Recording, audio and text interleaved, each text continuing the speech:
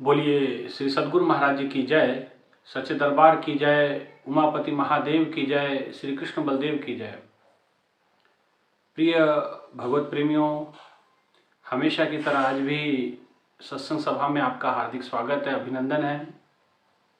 प्रभु की विशेष कृपा से आज भी आपके लिए सत्संग विचारों को लेकर के उपस्थित हुए हैं।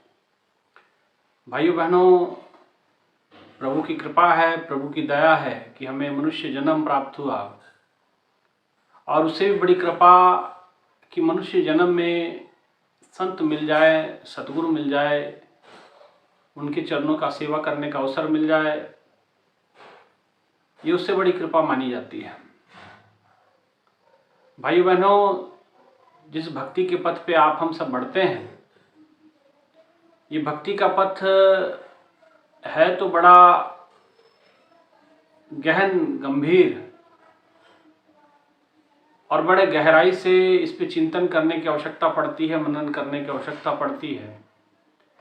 इस रास्ते में बड़ी सावधानी से, बड़े सतर्क होकर के इस मार्ग पे चलना होता है। न मालूम भक्ति के किस पथ पे आपके लिए कौन सी रुकावट खड़ी हो, जिससे आपका जो समस्त भक्ति के पथ पे चलना कुंठित हो सकता है। इसलिए हमें पल प्रतिपल संतों के मार्गदर्शन की आवश्यकता पड़ती है। अब आप कहेंगे कि संतों का मार्गदर्शन किस लिए? संतों का मार्गदर्शन बड़ा जरूरी होता है, क्योंकि संतों का अगर मार्गदर्शन नहीं हुआ तो आप इस भक्ति के पथ पे बढ़ नहीं पाएंगे, चल नहीं पाएंगे, आप इस मार्ग पे आगे बढ़ नहीं पाएंगे। अगर आपको इस मार्ग पे आगे बढ़ना है, इस पथ पे अग्रसर होना है, तो आपको संतों का मार्गदर्शन बड़ा अनिवार्य है। जैसे माता मीरा है, कहा जाता है कि उनके गुरु रविदास जी महाराज, जिनसे वो पल प्रतिपल जुड़ी हुई है, प्रभु का ज्ञान, ब्रह्म ज्ञान उनसे प्राप्त हुआ। आध्यात्मिक पथ की ओर वो अग्रसर हो रही है, लेकिन जीवन में बड़ी रुकावटें हैं। घर के लोग हैं, कहीं समाज के ताने हैं, कहीं समाज की जंजीरें हैं, कहीं कोई बातें हैं, कभी कोई बातें हैं। तो उन समस्त समस्याओं का समाधान कहाँ मिलेगा? एक समय ऐसा भी आया मीराबाई के जीवन में कि उनके गुरु देह का त्याग कर गए। जब गुरु देह का त्याग कर गए, रविदास जी महाराज ब्रह्मलीन हो गए, तो और समाज के अत्याचार, परिवार के अत्याचार मीराबाई पे बढ़ते जा रहे हैं। तो माता मीरा ने एक पत्र लिखा। वो पत्र लिखा उस समय के रविदास जी महाराज जी के समकालीन संत तुलसीदास जी को, और कहते हैं कि उनको पत्र में लिखा कि देखो, इस प्रकार की स्थितियां हैं, ऐसे ऐसे लोग हैं, ऐसे ऐसे ताने लोग मार रहे हैं, और मैं इनके तानों से बड़ी दुखी हो गई हूं। मैं इनके ताने सुन सुन के परेशान हो गई हूं।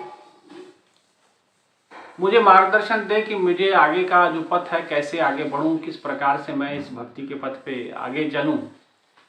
क्योंकि मैं बढ़ना तो चाहती हूं, मैं चलना तो चाहती हूं, लेकिन ये पल प्रतिपल मेरा विरोध करता है। समाज, संसार मुझे आगे बढ़ने नहीं देता। तो उन्होंने अपनी सारी व्यथा उस पत्र के अंदर लिखी, और वो पत्र जो है गोस्वामी तुलसीदास जी के पास पहुंचा। गोस्वामी तुलसीदास जी ने इसका उत्तर भी दिया, और उसका उत्तर वो विनय पत्रिका के माध्यम से आप पढ़ सकते हैं। और उन्होंने विनय पत्रिका के माध्यम से वो उत्तर केवल मीराबाई को नहीं, आज सारे समाज को, सारी दुनिया को भी वो उत्तर उन्होंने दिखाया कि क्या हो सकता है। तो उन्होंने मार्गदर्शन में लिखा कि जैसे एक भरत ने महतारी का त्याग किया, भगवान श्री राम के जो छोटे अनुज थे भरत जी, जब भरत जी को पता चला कि मेरे माता के कारण मेरे भगवान प्रभु श्री राम का वनवास हुआ है, तो उन्होंने अपनी माता का त्याग कर दिया। जैसे उनके सामने सच्चाई आई, उन्होंने त्याग करने में समय नहीं लगाया। तो विनय पत्रिका के माध्यम से भगवान के पथ पे चलने का मार्ग बताते हुए गोस्वामी तुलसीदास जी बताते हैं कि जैसे भरत तज्यो महतारी, जैसे भरत ने महतारी माने माता का त्याग कर दिया, प्रहलाद पिता तज्यो, जैसे प्रहलाद के पल प्रतिपल जीवन में अड़चने, दिक्कतें, समस्याएं पैदा कर रहे थे उनके पिता, और बार बार परेशान कर रहे थे, कभी उनको मारने का कितने ही भरसक प्रयास किए गए, तो भगवान की असीम कृपा रही, भगवान के लाडले भक्त थे, जिसके कारण उनका कुछ नहीं हुआ, कुछ बिगड़ा नहीं। और कहते कि कभी पेड़ से बांध देते थे, कभी पर्वतों से गिरा देते थे, कभी जहर का, उसके भोजन में जहर मिला दिया करते थे, कभी कुछ करते थे, कभी कुछ करते थे, लेकिन भगवान हर पल उनकी रक्षा करते रहे। लेकिन पिता की बात भगवान के आगे प्रहलाद ने मानी नहीं। तो गोस्वामी जी ने उत्तर में लिखा कि जैसे भरत ने मां का त्याग किया, प्रहलाद ने पिता का त्याग किया, भगवान के भरोसे छोड़ दिया, भगवान समझो अब क्या करना। और बलि ने गुरु का त्याग किया। अब यहां कई लोग, अब गुरु का त्याग कैसे, गुरु की त्याग वाली बात को समझ नहीं आई। यहां जो बलि के जो गुरु थे शुक्राचार्य, आप जानते हैं भगवान विष्णु जिस समय वामन रूप के रूप में अवतार लिए और 3 पग दान में धरती मांगे, और जिस समय 3 पग धरती मांगी तो उन्होंने जब अपना पग नापने के लिए शुरू किया तो कहते कि 2 पग में सारा ब्रह्मांड, सारा विश्व नाप लिया।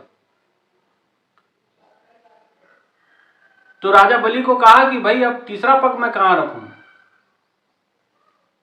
तो भगवान ने बलि के ऊपर प्रसन्न होते हैं, क्योंकि बलि ने समर्पण कर दिया। उसने कहा प्रभु मेरे ऊपर रख दीजिए, और भगवान ने उसका उद्धार किया, पाताल लोक में उनको ले गए। जिस समय भगवान वामन के रूप में यज्ञशाला में प्रवेश किए और बहुत सी बातें बलि के साथ हुई, छोटे छोटे पग हैं, बटु कुमार हैं, छोटे कद के हैं, तो कहा कि 3 पग मुझे धरती चाहिए, दान देना ही, 3 पग धरती दो। तो बोले ठीक है नाप लो। कथा बहुत लंबी है, लेकिन मैं आपके सामने सार रख रहा हूं। भगवान ने कहा कि ऐसे नहीं, आप संकल्प लीजिए 3 पग धरती देंगे करके। उन्होंने कहा ठीक है संकल्प लीजिए। तो कहते हैं कि वामन भगवान के हाथ में जो कमंडल था, उस कमंडल के,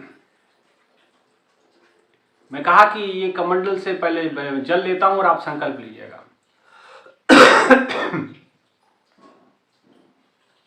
शुक्राचार्य जी पहचान गए कि ये वामन के रूप में भगवान विष्णु है, नारायण है। तो उन्होंने बलि को मना किया कि देखो बलि मत दो कुछ भी इनको, ये क्योंकि ये 3 पग में सारा कुछ नाप लेंगे। लेकिन बलि ने शुक्राचार्य की बात नहीं मानी।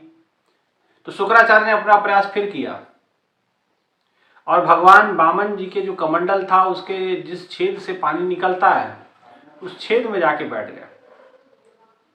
जब पानी नहीं निकला संकल्प के लिए, तो भगवान वामन ने अपना एक तिनका उठाया और उस पानी वाले छेद में मारा, शायद कोई कंकड़ फंस गया हो।